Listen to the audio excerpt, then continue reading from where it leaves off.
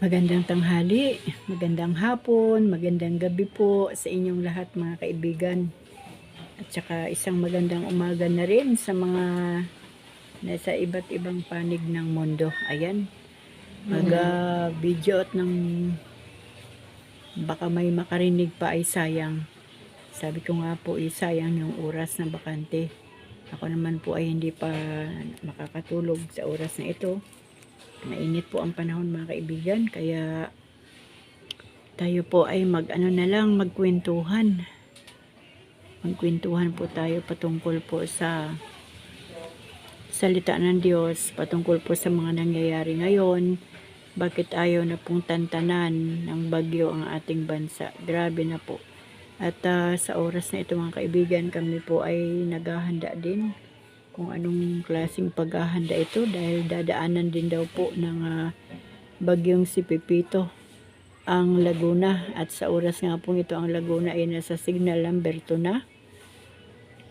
Hindi pa man landfall sa Bicol ang bagyo, ay nagkakaroon na po ng baha doon sa ibang bahagi ng Bicol. Ibig sabihin malakas na. Kaya nagpapakilala lang na si Pepito ay talagang malakas, at hanggang Ilocos po ito, hanggang norte ay mahahagi po ni Pepito. Malawak na naman po ang pakpak ni Pepito mga kaibigan.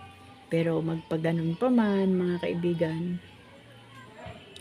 kailangan pa rin nating magpakatatag.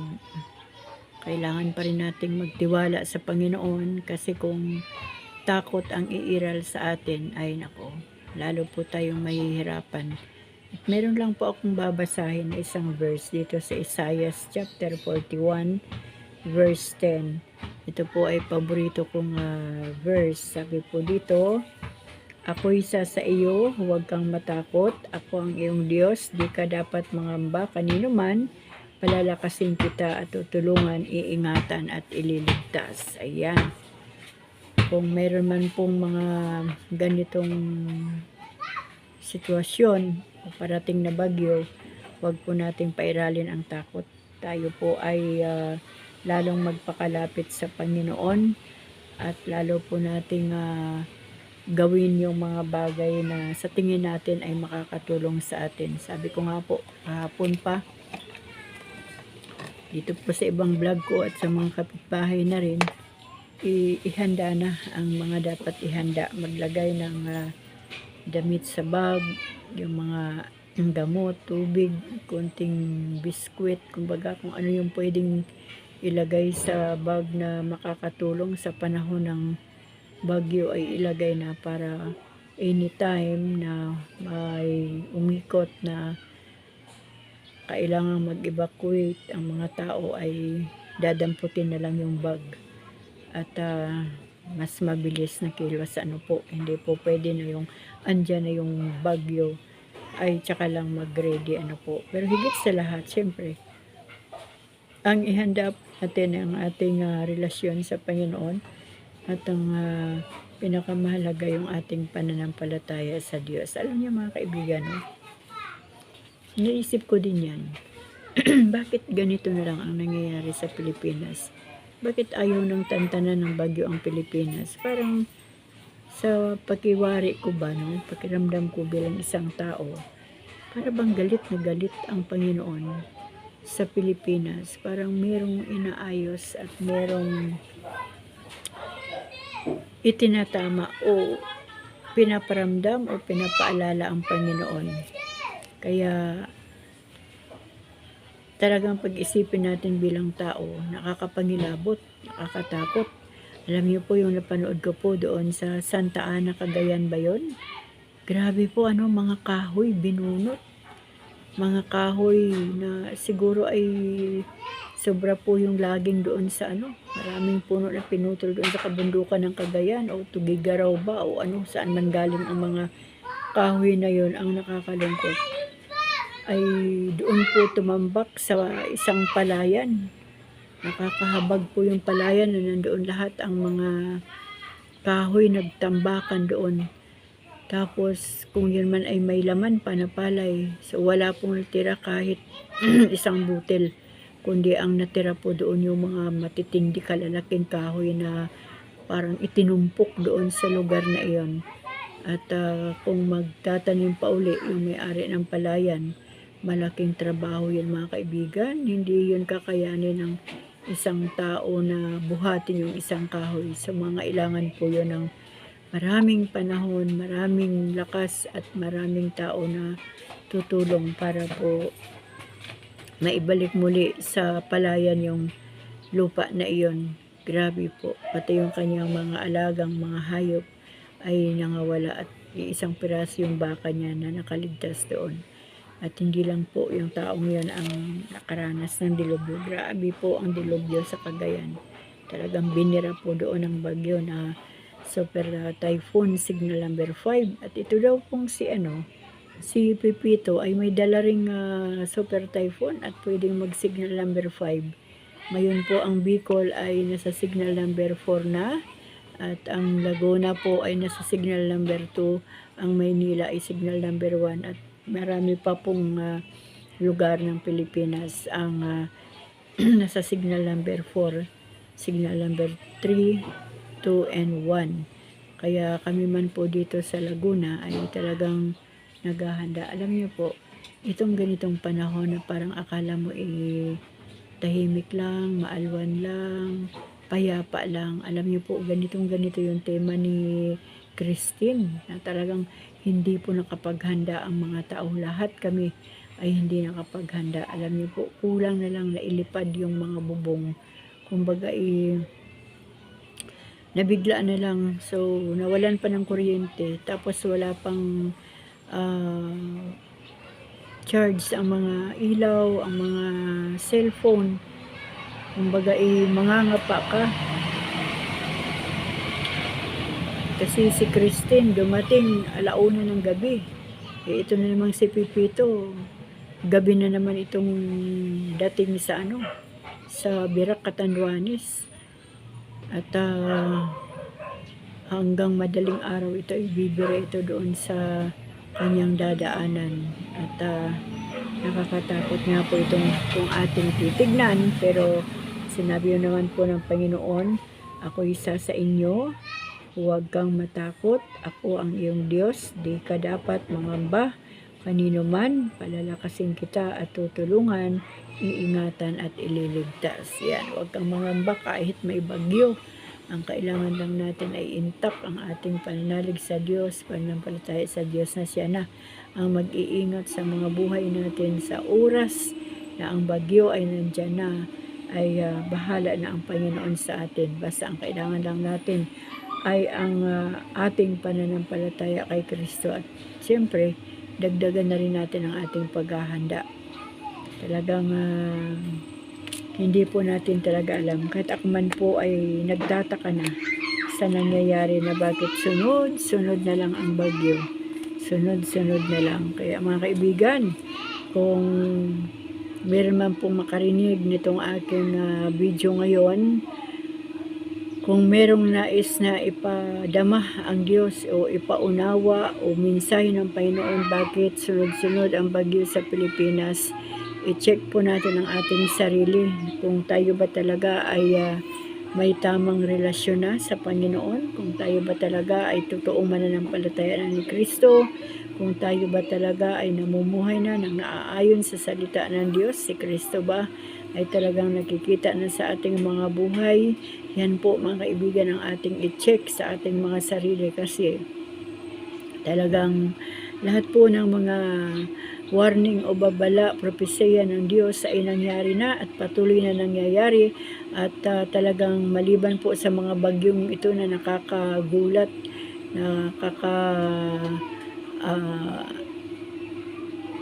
ano bang tawag doon? Yung nakakapagtanong tayo sa ating sarili kung bakit ganito na ang nangyayari sa ating bansa na sunod-sunod ang bagyo. Alam niyo po, hindi na po natin alam yan kung bakit pinapahinturutan na ng Diyos yan.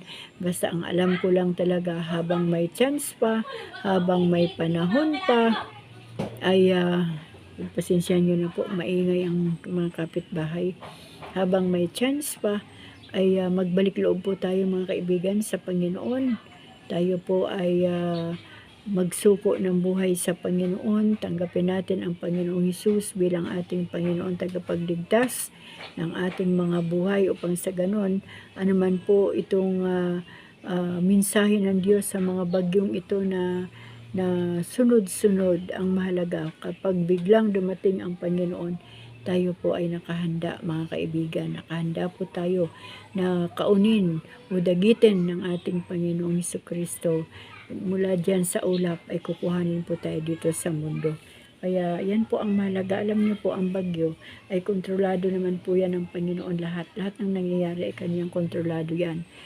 Marahil ang iniisip ng Panginoon ngayon, sana sa pamamagitan ng mga bagyo na dumadaan sa Pilipinas, nawa ay makapagbalik loob pa sa Diyos ang mga tao na wala pang tunay na pagkakilala sa ating Panginoon, wala pang tunay na pagkilala sa ating Diyos, wala pang tunay na relasyon sa Diyos, wala pang tunay na pananampalataya sa Diyos.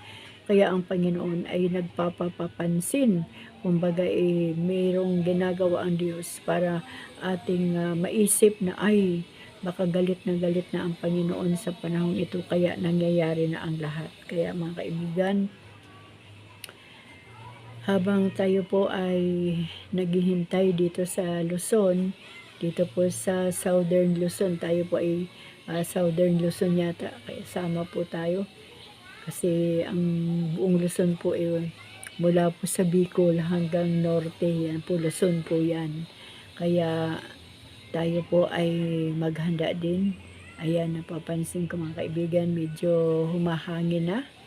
Kasi sabi nung forecast ay mula kanina sa oras na iyon ay maghintay pa ng 12 to 18 hours bago maramdaman itong si Pipito. At malawak na malawak ang pakpak nito.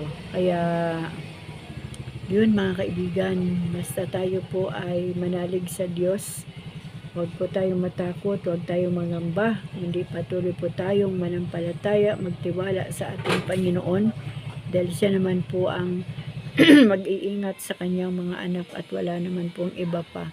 Tulungan din po natin ang ating sarili na makapag-ingat din po tayo, pero mas yung pag-iingat ng Diyos sa atin ang ating maaasahan, yun po ang sigurado.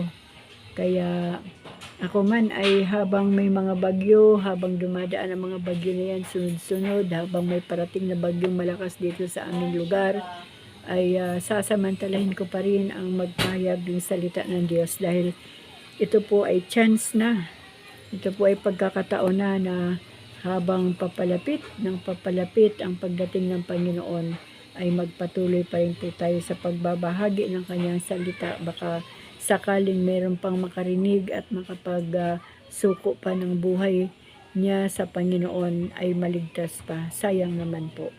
Kaya yan mga kaibigan, ang ating duty araw-araw ang magpahayag ng salita ng Diyos sa social media.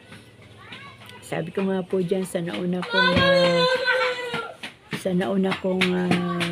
vlog, sa nauna kong video, wala akong swerte sa business, wala talaga.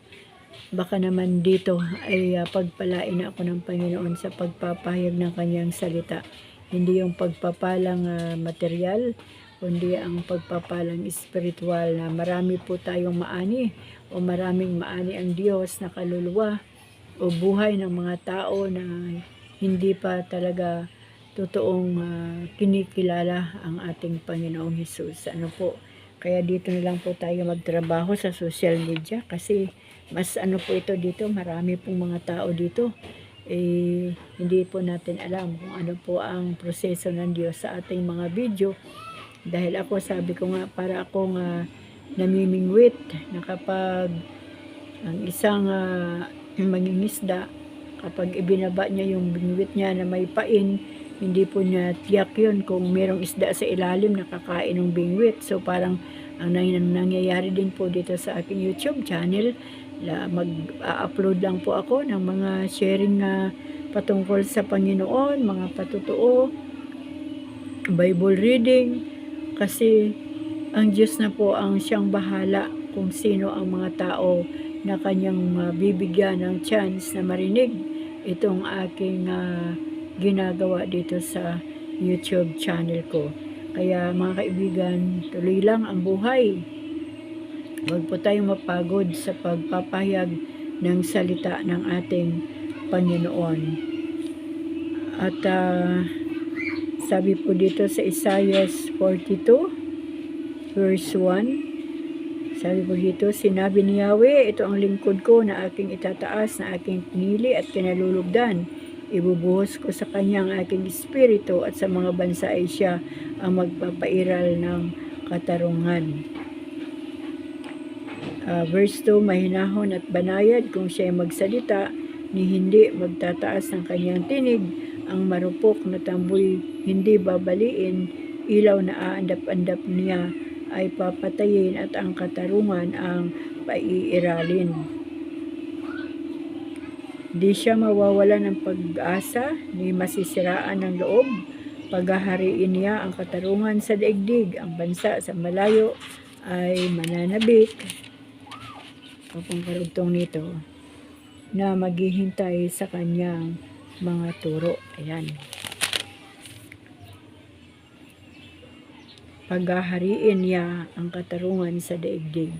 At ang isa pong katarungan dyan ay yung maipaglaban ang pangalan ng ating Panginoong Hesus, na siya lang po ang tunay na Diyos. Basta magpatuloy lang po tayo sa pagbabasa ng salita ng Diyos upang sa ganon ay makapagpatuloy din ang presensya ng Banal na Espiritu Santo sa ating mga buhay upang magawa po natin yung mga bagay na nais ng Diyos na ipagawa sa ating mga buhay. Kaya mga kaibigan, sige lang po habang may panahon at habang may pagkakataon na makapag-share ng good news, walang iba kundi ang salita ng ating Panginoon, ay gawin po natin upang sa ganon may mga tao pa pong makaranas ng kaligtasan sa Panginoon. Alam niyo po, pag tinitignan ko po ang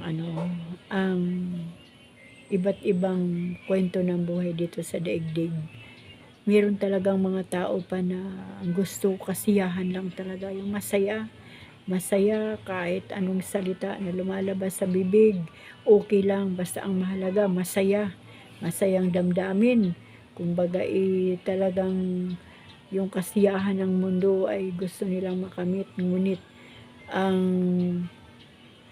kabaligtaran ng kasiyahan ng mundo ay hirap na walang katulad doon sa lugar ng impyerno. Kung atin pong titignan ang mga bagay na yan, kapag ang tao ang hinahanap ay yung kaligayahan o kasiyahan ng mundo, yan po talaga ang kabaligtaran niyan, ay walang katulad na kahirapan at hirap doon sa lugar ng impyerno. Kaya kahit tayo man po ay hindi makaranas ng kasiyahan ng mundo, kahit man po hindi natin maranasan ang mga bagay dito sa mundo, ang mahalaga ay yung maranasan natin yung tunay na kaligayahan doon po sa kaharian ng ating Panginoon sa kalangitan. Kaya okay lang po yun, kahit hindi po na natin maranasan ang mga kasiyahan o kasayahan ng mundo, basta ang mahalaga ay maranasan po natin yung wala ng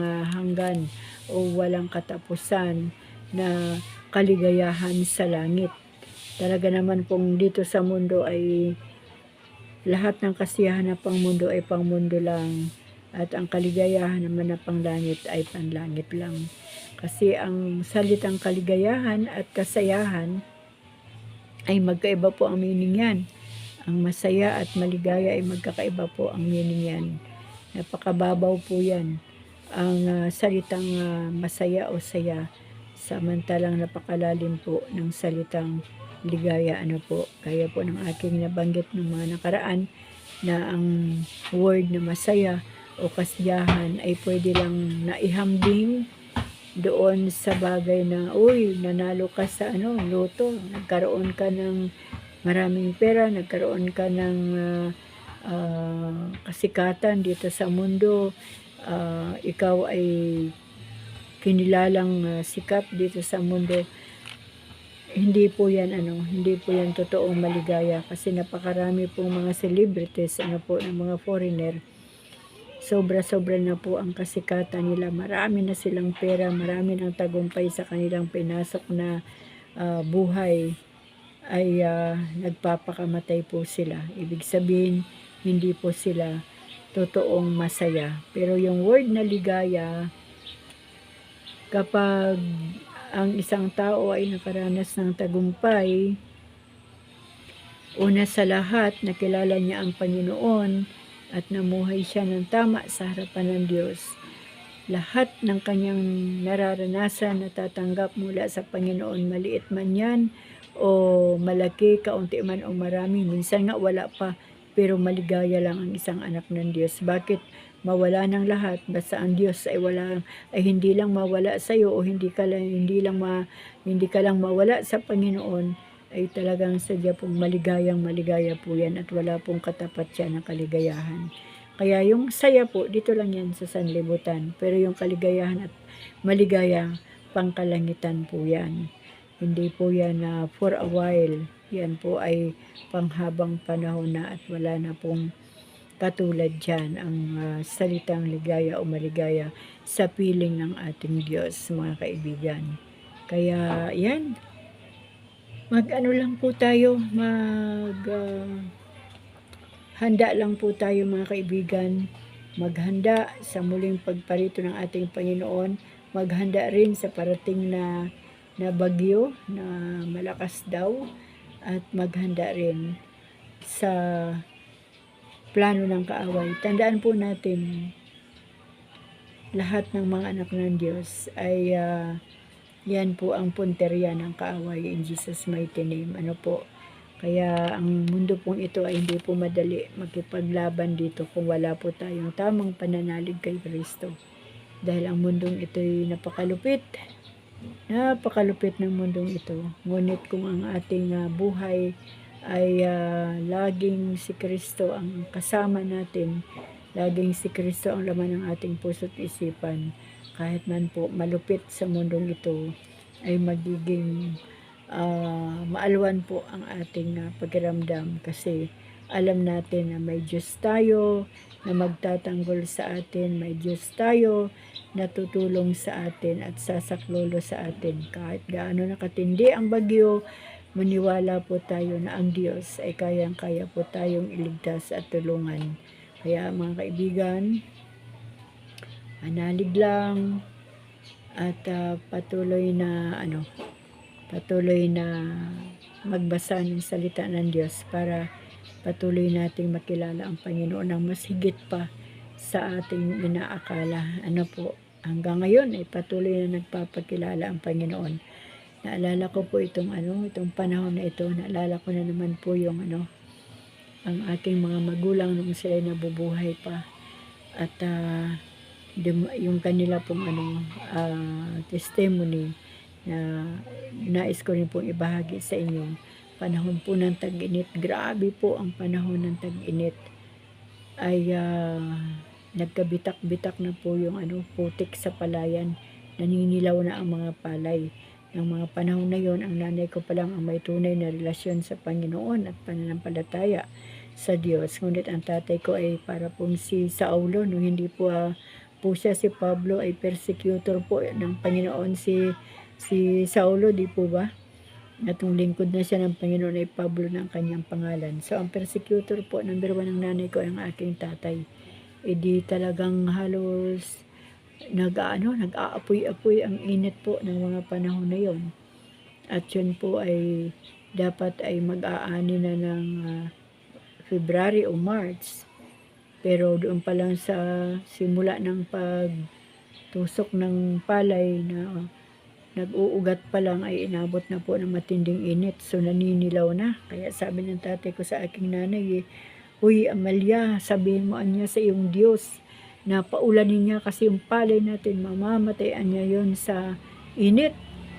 Ang ginawa ng aking nanay ay lumuhod, nanawagan, nagpakumbaba sa Diyos at humingi ng ulan ng aking nanay. Kinabukasan, sobra pong napakainit pa rin ng umaga. Hanggang mga alauna napansin ng tatay ko na ang mga ulap ay gumagalaw. Yung mga puting ulap ay nagiging itim. Hanggang sa nangitim na lahat ng ulap sa kalawakan at maya-maya ay kumidlat, kumulog, umulan. E di, ang ulan po ay hindi huminto hanggang sa magdamag, hindi huminto ang ulan.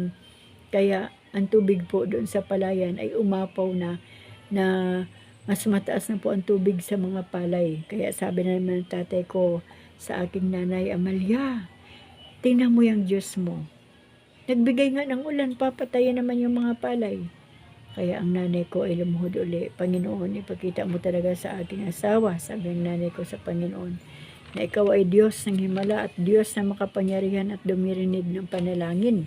Kaya idinalangin ng naman ng nanay ko, Panginoon, sabi niya, ihinto niya naman po ang ulan.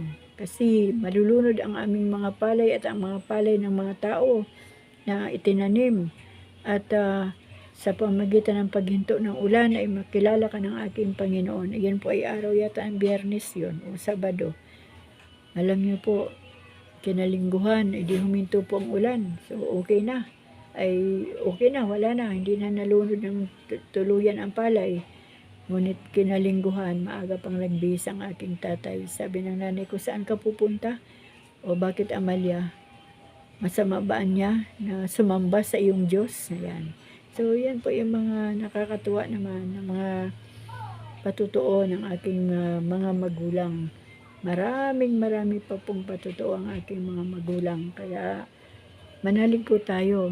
Malay natin, sa dami po ng nananalangin sa oras na ito, dito po sa area po na tatamaan ng bagyo, ay mahabag ang Diyos. At itong bagyong ito na si Pipito na talagang mabagsik ay pwede pong pahinain ng Panginoon at ibalik sa normal yung hangin. Di po ba?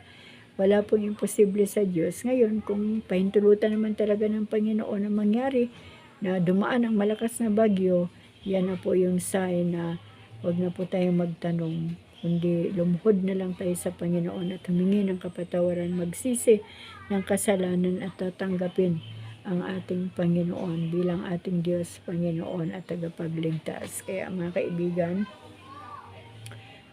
yan po ang kailangan lang ng Diyos, yung makauwi po ang kanyang mga anak sa kanyang kaharian.